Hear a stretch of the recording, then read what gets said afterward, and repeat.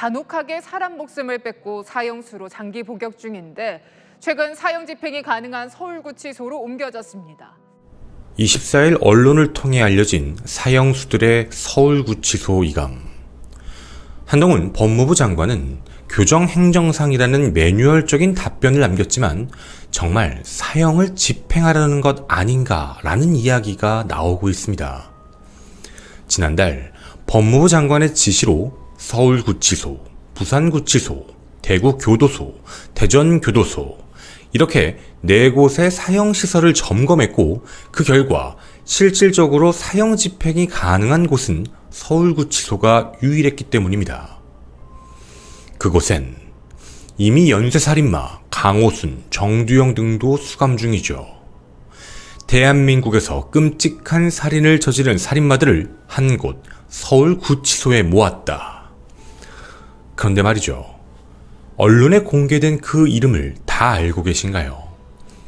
노인과 부녀자 등 21명을 연쇄살인한 유영철, 경기 서남부 강원 정선에서 여성 10명을 연쇄살인한 강오순, 부산 경남에서 강도살인 등 부녀자 9명을 연쇄살인한 정두영, 그리고 이번에 유영철과 마찬가지로 이감된 이름 정형구.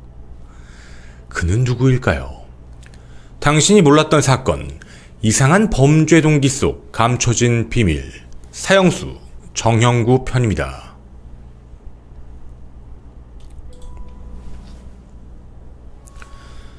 안녕하십니까, 김원입니다. 유영철, 강오순, 정두영. 말만 들어도 치가 떨리고 소름이 끼칩니다. 이들의 공통점은 오랜 시간 동안 자신만의 쾌락과 목적을 위해 연쇄살인을 저지른 살인마죠. 그럼 이번에 유영철과 이감된 정형구 또한 연쇄살인마인 걸까요? 아닙니다. 정형구는 같은 날 같은 시간 한 사건 장소에서 2명을 살해하고 1명을 살인 미수를 저질렀던 범인입니다. 그런데 어떻게 사형 선고가 났을까라는 생각이 드실 수도 있습니다. 특히 요즘 대한민국의 드넓은 아량을 보이는 선고 형태를 보면 더더욱 말이죠. 역으로 생각해보면 얼마나 잔혹했길래 혹은 당시 사회적 분위기에선 절대 용서할 수 없는 범죄 행위였나라는 느낌도 듭니다. 사형수 정형구, 그 끔찍한 사건을 전하는 그 이유, 영상 끝까지 함께 해주시길 부탁드립니다. 1999년 1월 19일 오후 4시경 인적이 드문 한 비포장 도로에 신고를 받은 경찰이 여럿 현장에 도착합니다. 현장 상황은 자세히 설명드리기 어려울 만큼 끔찍했습니다. 한복을 곱게 차려입은 부부가 자신들이 타고 온 그랜저 차량 옆에서 숨진 채 발견된 것이었죠. 육안으로 보기에도 분명 타살의 정황이 뚜렷했습니다. 첫 번째 흔적, 바닥에 남은 차량 바퀴 자국은 또 다른 차량 한 대가 더 있었다는 정황. 두 번째 흔적, 차량 창문들과 시신에 있는 특이한 흔적, 바로 총이었습니다. 범인 혹은 범인들은 총기를 소지하고 차량을 이용해 공격 및 도주를 했다라는 뜻입니다. 사건 발생 장소는 강원 삼척시 노곡면 상마음리 소재 문의제 8부 능선의 비포장도로. 지형 자체가 길 하나만 있는 공간, 따로 빠지는 길도 없습니다. CCTV도 당시에는 없었고 총성이 들려도 지나가는 사람들이 거의 없다 보니 범인을 잡는 건 정말 어려울 수 있겠구나 라는 생각도 듭니다. 피해자들을 늦게 발견했다면 말이죠. 하지만 이 사건은 빠르게 해결될 수 있었습니다. 당시 또 다른 살인미수 피해자 김씨가 현장에 있었던 것이죠. 도로공사 현장 감리 책임자였던 43세 김씨는 오후 4시 10분경 공사 현장을 정리하고 보고를 하기 위해 사무실로 가고 있었습니다. 출발한 지 얼마 되지 않아 이상한 장면을 목격하게 되죠. 여자 잡고 하고 있었던 사람이 하나 있고 총 들고 서 있었던 사람이 하나 있었고, 차량이 2대가 세워져 있었고 남자 1명은 여자를 붙잡고 있었고 나머지 남자는 총을 들고 서 있었던 겁니다. 천천히 서행하며 무슨 상황인지 지켜보려는 그 순간 총을 든 남성의 총구가 김 씨를 향한 것입니다. 깜짝 놀라 도망을 치기 시작했는데 아랑곳하지 않고 총을 발사했죠. 뒷머리에 큰 부상을 입었지만 가까웠던 사무실에 도착하자마자 경찰에 바로 신고를 하셨습니다. 경찰은 우선 도로 자체가 양쪽으로 나오는 출구가 하나인 외길이었기 때문에 재빨리 각각 검문소를 설치합니다. 분명 어느 쪽 방향이든 나오는 길에서 검거가 될 수 있는 상황이었죠. 하지만 범인들은 사라졌습니다. 차량을 버리고 도주한 것이 아닐까? 아니었습니다. 차량도 가지고 유유히 검문소를 통과한 겁니다. 신고가 늦지도 않았고 검문소도 재빨리 설치했는데 왜 이런 결과가 나온 걸까요? 여기엔 두 가지 문제가 있었습니다. 모든 차량을 검문하지 않았다. 목격자 김 씨의 진술에 따라 남성 2명이 탄 차만을 검문한 것이었습니다. 또 차량을 특정해서 검문했다는 거죠. 당시 너무 놀랐던 목격자 김 씨가 차량을 승용차가 아닌 RV, 갤로퍼 차량으로 착각을 했던 겁니다. 검문 검색을 하며 RV 차량 중 남성 2명이 찬 차량만 검문 검색을 했고 결국 범인들을 놓치고 만 것이었죠. 사실 이 부분은 쉽게 납득하기가 좀 어려운 상황입니다. 교통체증에 대한 불만이 생길 수 있다라는 다소 이해가 안 가는 답변이 있긴 했지만 통행 차량이 많지도 않은 공간이었을 뿐더러 범인 중 한 명이 트렁크에 총기와 함께 숨었을 가능성도 충분했기 때문입니다. 결국 검문에 실패한 경찰은 범주를 크게 열어두고 수사를 다시 시작하죠. 면식관계인 원한 치정, 그리고 비면식 관계가 주인 강도살인 범주까지 말이죠. 이런 끔찍한 범행을 저지른 걸 보면 아는 사이일 수 있다. 원한 관계를 파악하기 위해 피해자 부부 주변의 행적을 조사합니다. 피해자 부부의 자동차 번호판은 전북. 실제로 강원도에 와야 할 이유부터 찾아야 했죠.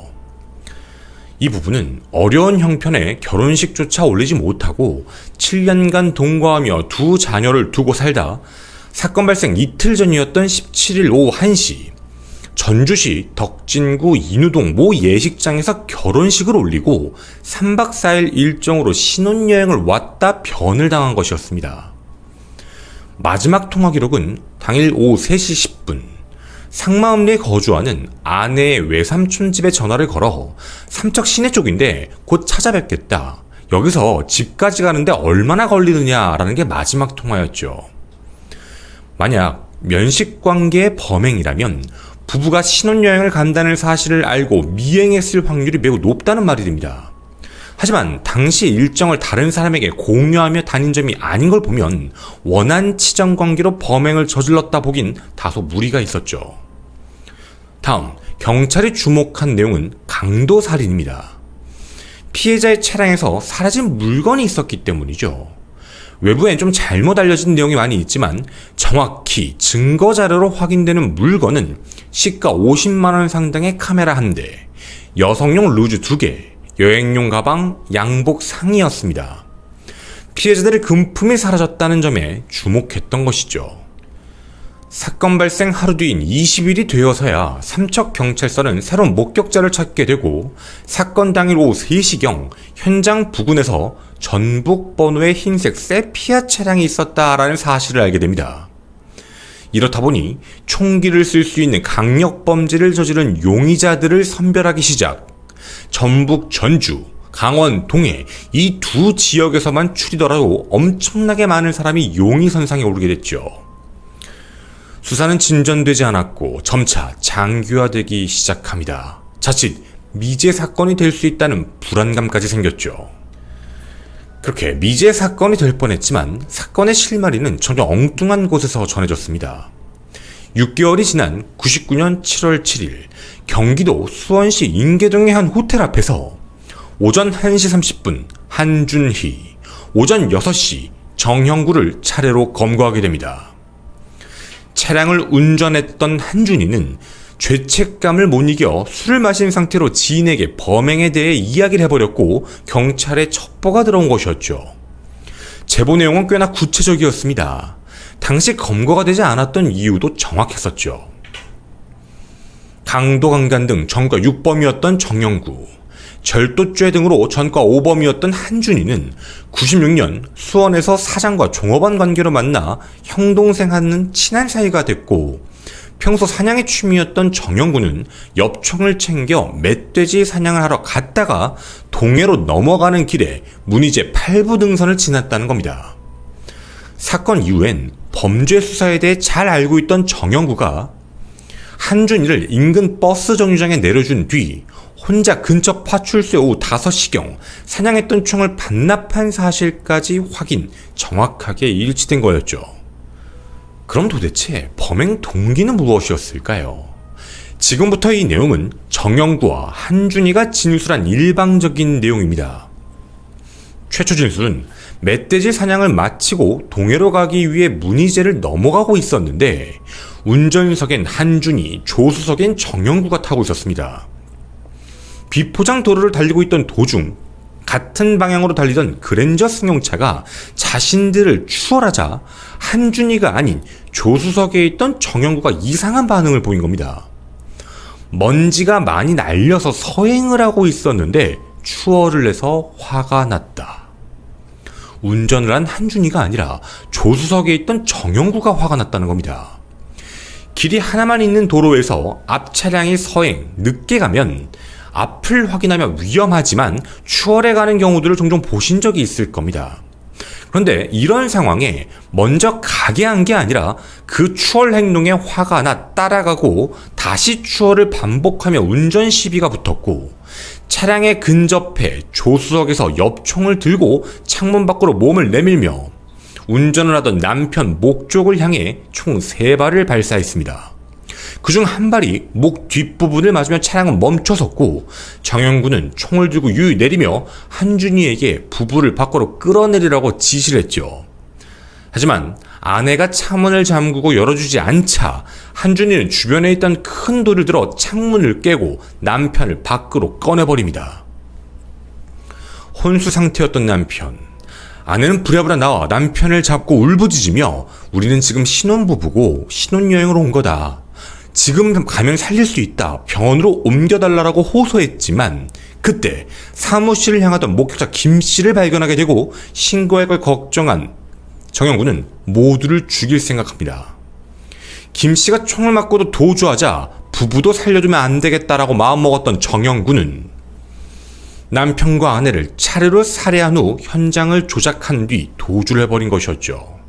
바로 강도살인의 정황을 만들어 놓고 떠난 겁니다. 일부러 물건을 훔친 거였죠. 그런데 이런 이유도 납득이 되지 않지만 이후 검찰에서 정영구는 다른 이유를 말했습니다. 자신의 사업이 늘 망했는데 당시에도 차가 소형차라는 이유로 비웃음을 당한 것 같은 생각이 들었다. 나도 사업 실패 전에 외제차까지 타고 다녔는데 너무 기분이 나빠 그런 말도 안 되는 범행을 저질렀다는 거죠. 이 말대로라면 고급 승용차에 한복까지 입고 있던 이들 부부를 보고 자신의 처지를 비관해 분노가 생겨 범행을 저질렀단 말이 됩니다. 여러분은 범행 동기가 쉽게 납득이 되시나요? 정영구는 언제든 그 누구든 자신을 기분 나쁘게 하면 죽일 수 있다라는 생각을 가진 자라는 뜻입니다. 당시 재판부 또한 추월을 이유로 살해했다라는 것은 전혀 참작에 사유가 되지 않는다라고 명시했습니다. 또 저항 능력이 없는 피해자들에게 총을 쏘고 확인 사살까지 한 사실은 극악무도하다라며 살인을 주도한 정영구에겐 사형, 방조를 한 혐의의 한준이는 징역 5년형을 선고하게 되었죠. 그렇게 사형수가 또 늘어난 겁니다. 지금도 미결수 신분으로 그렇게 편안하게 살아가고 있던 정영구. 그런데 정영구가 유영철과 함께 서울구치소로 이감됐습니다. 누군가는 그렇게 많은 사람을 죽인 게 아닌데 좀 이례적이다, 좀 당황스럽다, 이상하네? 라는 생각을 하시는 분들도 계실 겁니다. 그만큼 요즘 대한민국 판결이 워낙 관용적이기 때문이죠. 자, 정영구가 저질렀던 사건, 여러분은 어떻게 지금 느껴지시나요? 정말 정영구는 무기징역을 받는 게 맞았던 걸까요? 아니면 사형을 선고받는 게 맞았던 걸까요? 그가 저지른 범죄 행각을 보면 너무나도 잔혹하고 극악무도했다라는 점은 변치 않았습니다. 끝까지 피해자 탓으로 돌리며 반성하지 않았던 살인마. 한준이를 믿지 말았어야 했다라는 말을 남긴 사형수 정영구. 어렵게 가정을 이룬 신혼부부의 꿈은 단 이틀 만에 허망하게 끝이 났습니다. 복역을 하며 종교를 가져 살고 있는 정영구는 정말 반성을 하고 있는 걸까요? 2022년 7월 예정됐던 사형제도 위원 헌법소원에 정영구는 법률 대리인까지 선임해 보조 참가인 자격으로 참가합니다. 그리고 이런 말을 남겼죠. 사형제도는 문화국가의 수치다. 즉 위헌이다라는 주장입니다. 이 방송을 볼 수 있을진 모르겠습니다. 그런데 당신의 입에서 문화국가라는 말이 나오는 것이 정말 맞을까요? 그 문화국가를 파탄낸 주범이 뻔뻔하게도 유족이 짊어져야 할 그 고통조차 무시한 채 무기수로 감형받아 세상에 나올 꿈을 꾸고 있다는 것, 그 자체만으로도 경악스럽습니다. 이게 무슨 얘기냐고요? 만약 사형이 위헌이 나오게 되면 사형수들은 다시 재판을 받아야 합니다. 그럼 당연히 무기징역 혹은 자기가 말하는 대로 유기징역 30년, 40년형이 나올 수도 있지요. 지금 재판부는 너무나도 관용적이기 때문입니다. 이 말이 그냥 나온 얘기가 아닙니다. 정영구가 조용히 종교를 가지며 살고 있다라는 그 이유, 바로 그런 제보도 받았기 때문이죠.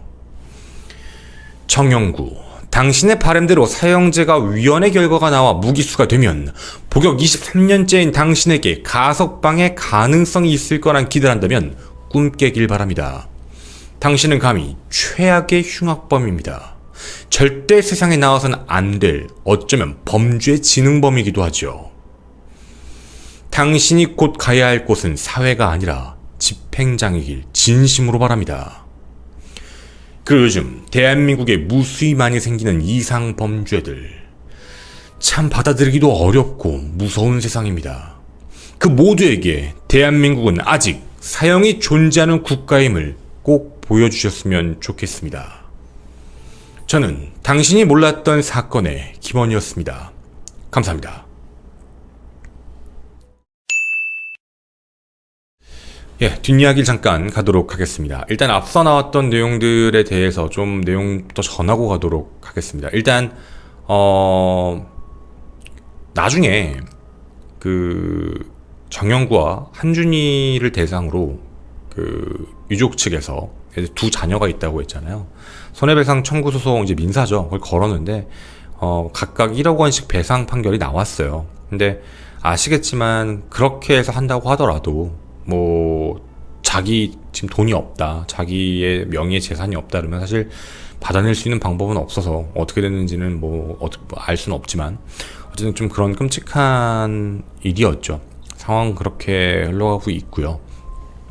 지금 사형제에 대한 이야기가 갑자기 또 집행하는 거 아니냐라는 이야기들이 많이 나오는데 경우의 수는 여러 가지예요. 하나는 뭐 안 그러길 바라지만 일종의 경각심을 주는 퍼포먼스일 수도 있고요. 다 부른 건 아니잖아요. 모든 사형수를 전원 집결시킨 게 아니라 극악무도한 뭐 연쇄살인마, 뭐 살인마를 이렇게 불렀던 상황을 놓고 보면 뭐 발표대로 뭐 교정과 관련된 부분으로 지금 서울구치소로 이감시킨 거다라고 그 말이 맞을 수도 있죠. 근데 이게 지금 상황이 이미 이전에 지난달 그 구치소랑 교도소에서 이제 사형 집행이 가능한 데가 어딘지를 체크하고 나서 최종적으로 서울구치소가 가장 적합하다라고 판단이 난 상태로 서울구치소로 불렀다 보니 그것도 또 흉악범이죠.